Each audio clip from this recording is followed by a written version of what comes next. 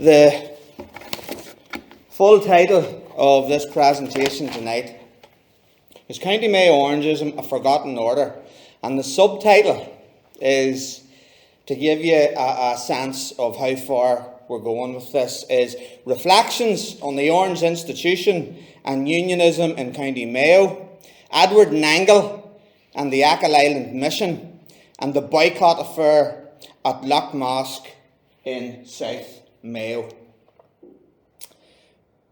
In its 3rd of August 1968 edition, the Connacht newspaper The Western People included an inch-and-a-half column that many readers probably never even noticed.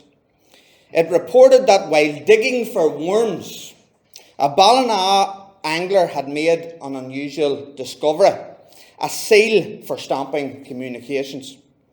What was most significant, however, was the seal's inscription, namely, Glorious and Immortal Memory, Ordinary Orange Lodge number 786. The bronze stamp also included a depiction of William of Orange on horseback with 1690 underneath. Angler Tommy Martin had rediscovered an item relating to the long-forgotten heritage, orange heritage, of County Mayo. Now, the Battle of the Diamond in Loughgall, 1795, that saw the birth of Orangeism, also indirectly guaranteed that the order in Connacht would always be ensured a hostile reception. The battle, for various reasons, resulted in an exodus of the Catholic population from the greater Loughgall area and beyond, many of whom would drift westward. The extent to which Protestantism was both in a minority and separated in County Mayo was illustrated by the fact that the 1798 rebellion, which had such a Presbyterian influence, was unique in Mayo in that there was no Protestant element at all in its leadership. Now, even so, by 1798, every county of Ireland had some level of Orangeism working within its boundaries, including the most Protestant-starved county of Mayo, where in all history its Protestantism never exceeded 3.2% of the population. With the activity of yeomanry, one of the main units for its propagation, although not the sole one, 2 working Mayo lodges had been formed in 1798.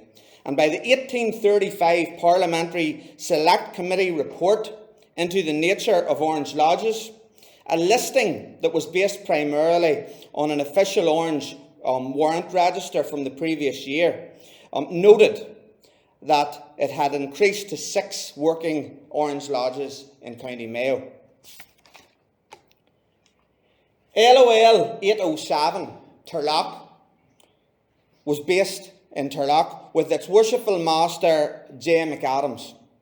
In terms of Orange activity, beyond political lobbying during the early 19th century, the sole references to date that have been found to Orange parades taking place in County Mayo are confined to the village of Turlough. And even then, however, they're only acknowledged in local folklore, which actually tells of 12th of July processions through the town in the ancient past, with the Turlough yeomanry being the instigators. LOL 1023 sat in the Foxford district under the leadership of the Reverend George Giles. Giles is an interesting figure. In contrast to the commonly promoted perception that many Irish Anglican clergy in an era of famine were only interested in the spiritual well-being of Catholics, Giles is on record on several occasions as campaigning and lobbying for the destitute in his locality.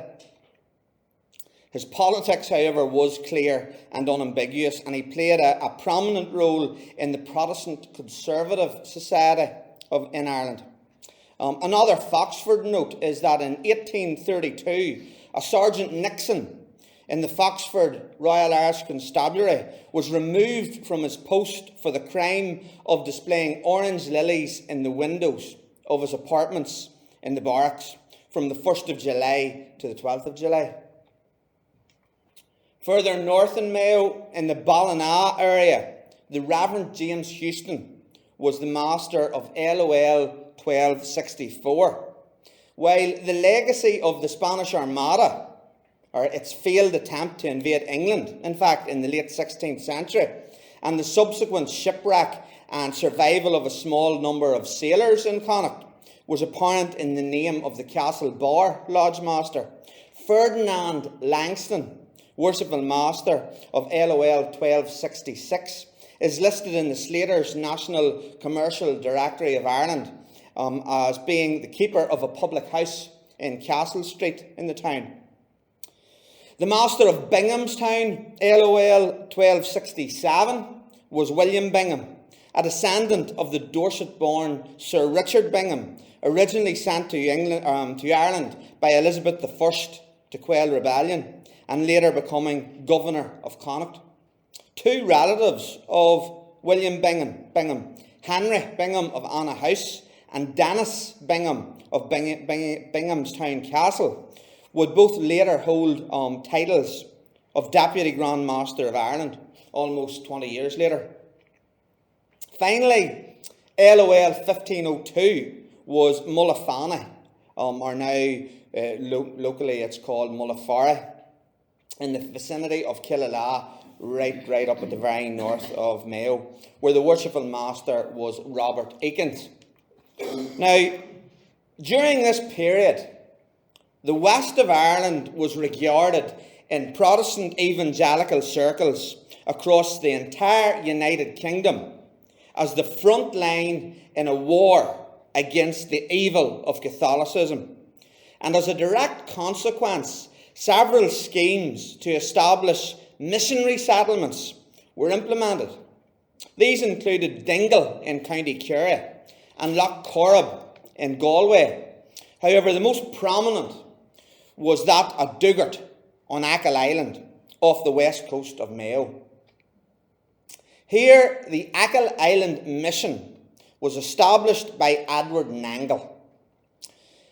Nangle had came from a prominent line of Meath Roman Catholics, but his Catholic father's second marriage to a Protestant wife and her subsequent death saw him educated in the Protestant Calvin Royal School and Trinity College Dublin.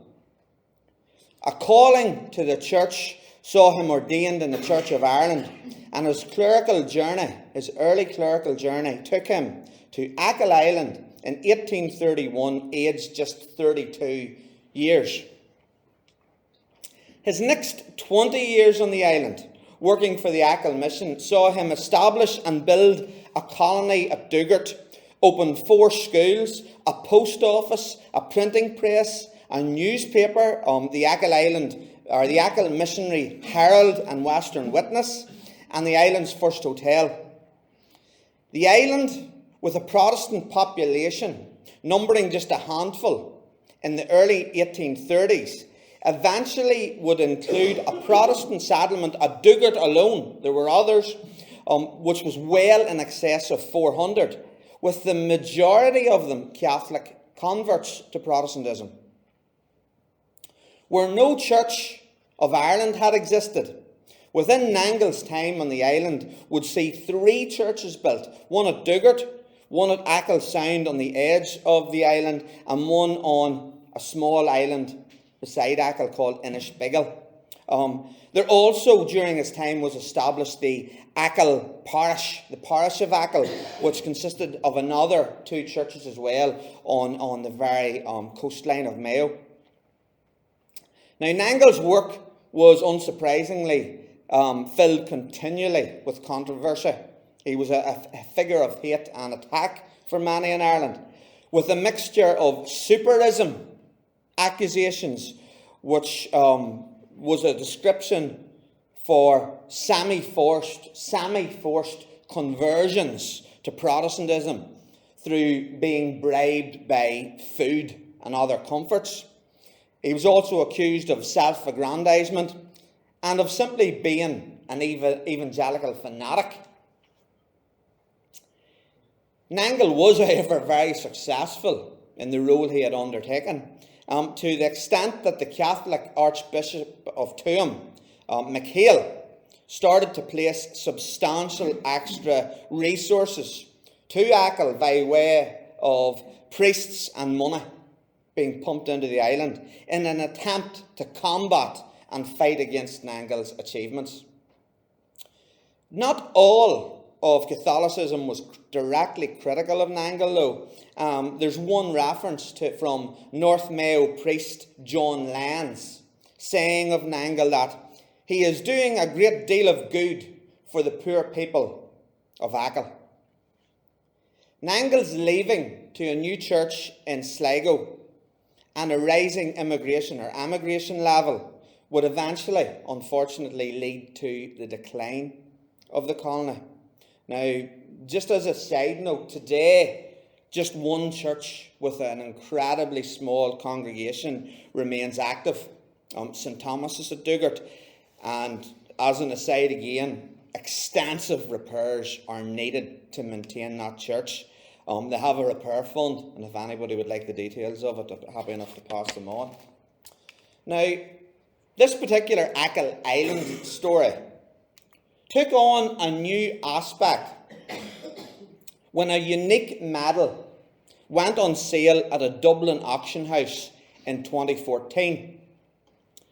The solid silver medal depicting King William III was inscribed on the rear with Deputy Master, while on the front was engraved Achill Orange Lodge. The Achill Orange Lodge, LOL 1854, was active definitely in the 1850s.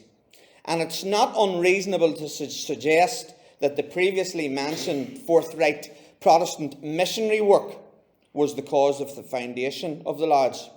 Now, Edward Nangle himself was known at a time to have been the County Sligo Grand Orange Lodge chaplain, and also later in the late 1860s he became a deputy Grand Chaplain to the Grand Lodge of Ireland. The establishment of LOL 1854 too may well have come via him, or indeed the placement of the Reverend Charles Henry Seymour, who became rector of Achill from 1847 to 1850. Seymour was a very respected deputy Grand Chaplain in the Grand Orange Lodge of Ireland, and what few records survive referencing the lodge includes one particular note in the biannual report of 1853, when the Reverend Seymour vouched at Grand Lodge for a new member of LOL 1854, a Roman Catholic convert on Achill called Richard McKeown. And there's a wee excerpt from the report, and you can see the resolution that was passed, that by unanimous consent the permission of this Grand Lodge be accorded to LOL 1854 Achill to admit Richard McKeown, who, while a boy, had been a Romanist, but for 17 years past has been a sincere Protestant. In 1851, Grand Lodge returns listed the six Mayo lodges of 1835 as being dormant. However, very poor communications and record keeping of the time not only are likely to have contributed to inaccuracies, we do know there were inaccuracies. LOL 807, that was at Turlock, was still active enough in 1854 for its then worshipful master, the Reverend Stoney, to issue a complaint to Grand Lodge that recent rule revisions did not contain enough reference to interfaith marriage. In 1871, LOL 807 moved to a new base of operations at Mullafarra, while in 1873 it's recorded that Mayo Lodges 807 and 786 Ordinary, which had been working directly to Orange Lodge, were in future to be joined with Number 3 District in County Sligo. LOL 786 Ordinary, just on the fringes of Ballina, was the last working County Mayo Lodge with Worshipful Master Charles Furr, and its warrant was cancelled in 1901. Now, while Mayo Orangeism ceased, Mayo Unionists did manage to survive well into the 20th century. Indeed, the new Irish Unionist political philosophy that emerged in the 1880s in response to the possible imposition of Home Rule had a very strong organisational footing in Mayo. At its peak in 1893, the Irish Unionist Alliance had 21 local branches divided into 3 constituency associations in the county. North Mayo had 8 branches, South and East Mayo had 8 branches, and West Mayo had 5 branches. Others continued to be formed for several years actually beyond that, including one in 1894 in the Imperial Hotel in Ballina, the meeting incidentally chaired by the Earl of Arran, giving an idea of the level of support that unionism locally had. The established organisations worked efficiently, given their scale, and an 1893 petition against Home Rule managed to gather 1,828 signatures, the majority of those in Mayo Protestantism able to sign, choosing to do so. The Protestant population of Mayo at that time, including women and children, was circa 4,000. Electorally, however, unsurprisingly, the cause was destined to fail. There was one remarkable exception when a Ballina unionist, a Mr. Garvey, was actually elected as a councillor for Ballina in 1899 for one term. But it was an exception. One Mayo unionist did have a high profile during the third Home Rule crisis period, albeit outside Mayo, although not far. Godfrey Featherston Haw from Crossmolina in Mayo was the Unionist MP for North Fermanagh from 1906 to 1916. A united County Mayo branch of the Irish Unionist Alliance was still active and meeting right up to 1918. In September of that year, a meeting proposed and carried a resolution that included the statement, "We reaffirm our conviction that the legislative union with Great Britain affords the best security for the social, commercial and agricultural development of Ireland." Mayo Unionism was, however, already coming to terms with the belief that partition was inevitable. Beyond organisation within the county, Orangeism elsewhere on the island was to visit Mayo in highly public fashion in 1880. In 2015, a County Tyrone family began to make inquiries about a long-held family heirloom recently discovered. The item in question was a small silver medal bearing the name of a family forebear, George Monaghan. As is so often the case, the family concerned, while being settled in their new home and with relatives and relations in Scotland, England and Australia, had its roots elsewhere in Ulster, in this case, County Cavan. George Monaghan had lived in the vicinity of Arva in West Cavan, and family folklore acknowledges that he was a Boer War veteran and a staunch Orangeman. What the family did not realise, however, is that George had a further notable place in history. Bearing the slogan, "In honour of the loyal and brave Ulstermen," the medal had been awarded to George following an Irish event that had delivered a new word into the English language: boycott. The land question in Ireland had been a long-running cause of tension, with the issues of rent, fixture of tenure and free sale combining with evictions to create a highly emotive recipe for confrontation between tenants and landlords. Many tenants felt genuinely aggrieved, whilst for their part, landlords, and whenever the term landlord is used now, there is immediately thoughts of people who have tens and tens of thousands of acres of land. But many landlords actually own very relatively small plots. And they were simply operating within what were the preeminent economic and moral thinking of the times. Landlords were not particularly greedy or selfish or evil.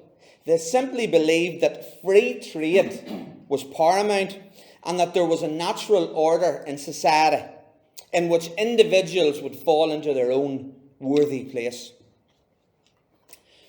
In October 1879, the Irish National Land League was formed, and a new episode in the Land War, the campaign to reduce rents and stop evictions, began. Less than a year later, Charles Stewart Parnell made a speech to League members in County Clare that would have far-reaching implications. Parnell spelled out what should happen when an evicted farm was taken over. Explicitly, that the person bidding on or taking the evicted farm should be shunned. Shunned on the side of the road, shunned in the streets, shunned in the marketplace, and even shunned in worship. Parnell spelled out that those that were deemed to be transgressors to the movement be isolated in every way from their surrounding community. This new set of tactics would soon be put into operation in a setting that would garner interest across the world.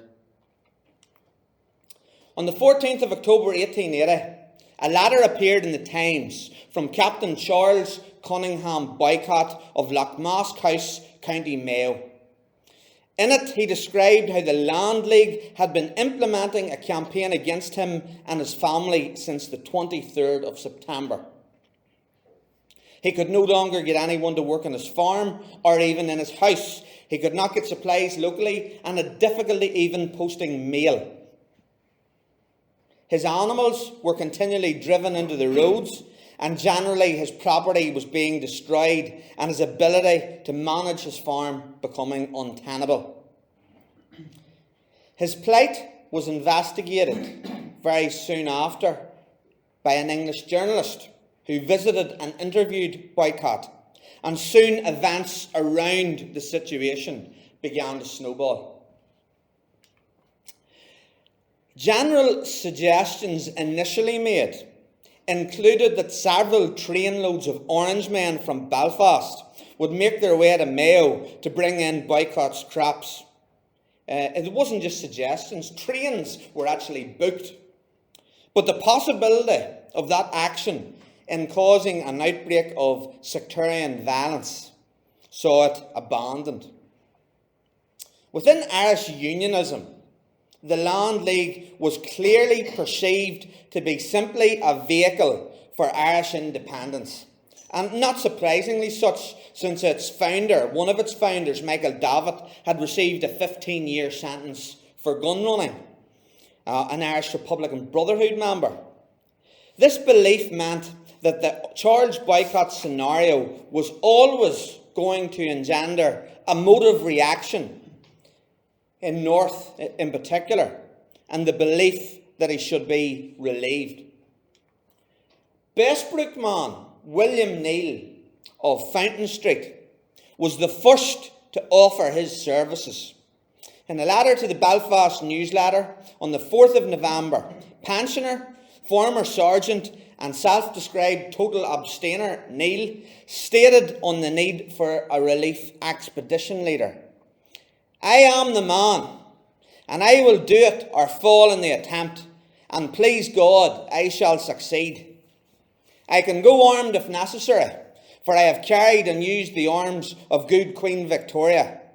Now I await your reply. I am ready to start by the first train after getting the route. Hurrah for the road." Another writer under the pseudonym J.M. wrote, "I can use either spade or pitchfork, and if necessity arises, can use rifle and bayonet equally as well." The zeal of William Neil and of J.M. was matched by many other of the Belfast newsletter readers who were both writing to the paper to express their support and also submitting off their own bat subscriptions to help fund a relief expedition. The latter pages, in fact, were filled in the subject for many weeks, and it was the newsletter itself who led the campaign to raise the total capital required, namely £2,000 for the operation that eventually took place.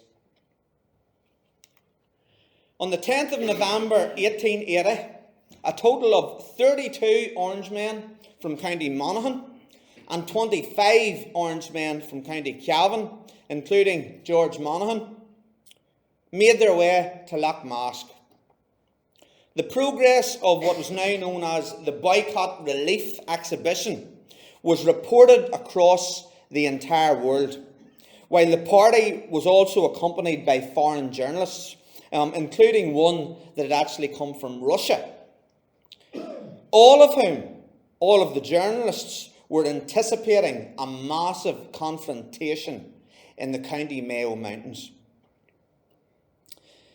Despite being considered and referred to as an invasion of Mayo by some nationalists, the confrontation did not come.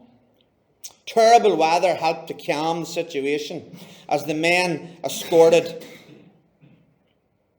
and guarded by hundreds of soldiers, made their way to the Boycott farm.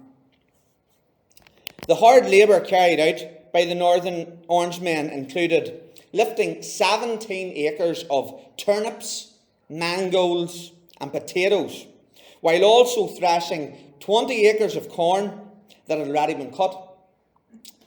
They departed Mayo on the 28th of November 1880. It had cost approximately 27 times the value of the crops to harvest them, with Captain Boycott and his family also having to leave their home. At the same time, a great moral victory over those who had been behind the boycott was claimed. Now, the events underway in County Mayo and the growing Land League campaign resulted in a special meeting of the Grand Orange Lodge of Ireland in 1880, in November 1880, that in December saw the formation of the Orange Emergency Committee. Its purpose was to fundraise and organise the relief of boycotted farmers across the south and west of Ireland, both Protestant and Catholic. Thousands of subscriptions were received from across Ireland, the British Isles and much further afield. Local subcommittees were formed. Orange districts in the north supplied names of local men who were willing to carry out work, and a working full-time office was established in York Street, Dublin, to coordinate the efforts. Early missions included farms in Clare, in Queen's County, or Laois, and Galway, and by October 1881 the committee had worked in 19 different Southern Irish counties. Their presence was occasionally accompanied by incident, although it was surprisingly relatively few. One of the most serious was in April 1881, when a party were attacked by a crowd of about 300 people in Tipperary. All of these expeditions, however, were armed and also had police protection. An August 1881 notice that was placed in a newspaper in Limerick stated that the members of the expedition numbering over 50, are armed with revolvers and Winchester repeating rifles. Now, in February 1881, in County Monaghan, a special gathering was called to celebrate the success of the boycott endeavour. With a total of 71 specially commissioned silver medals struck, and with 57 of those going to the Ulster men who had participated. They were presented in Ballylack in County Monaghan. George Monaghan, unfortunately the aforementioned, was unable to be present to receive his medal. He was noted as being engaged on duties. By now he was a part of these emergency men engaged in relieving besieged landlords across the west of Ireland. There's a list of some of the names that were included. A lot of very, very recognisable names and a lot of families, some of which still are in Cavan and Monaghan, but a lot that are in Armagh, County Tyrone and elsewhere now. Just an incidental, the Orangemen were given medals. 6 RIC guards were given medals. William Manning, who was codenamed Combination, was given a medal. Manning had been one of the men who had gathered and organised the event. Somerset Maxwell and Norris Goddard, both Cavan men who too had helped to organise.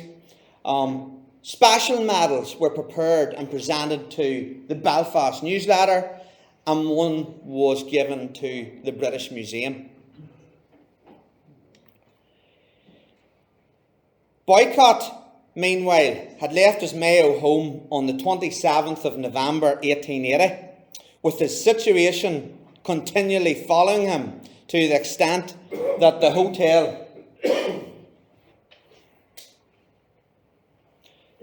hotel he briefly stayed in Dublin was warned that it too would be boycotted if he was allowed to remain in it.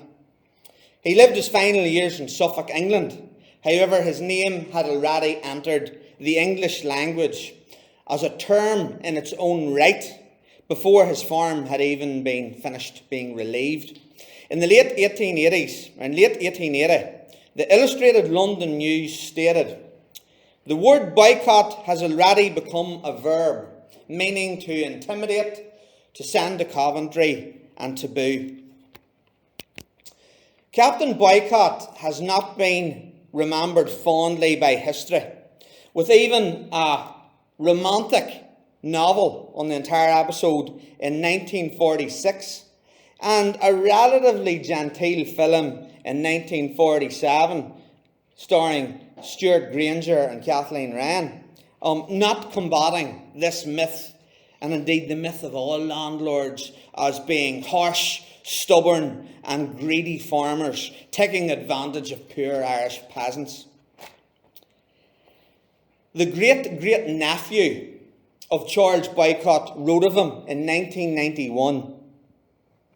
"My ancestor was not a bad man. He was a good one.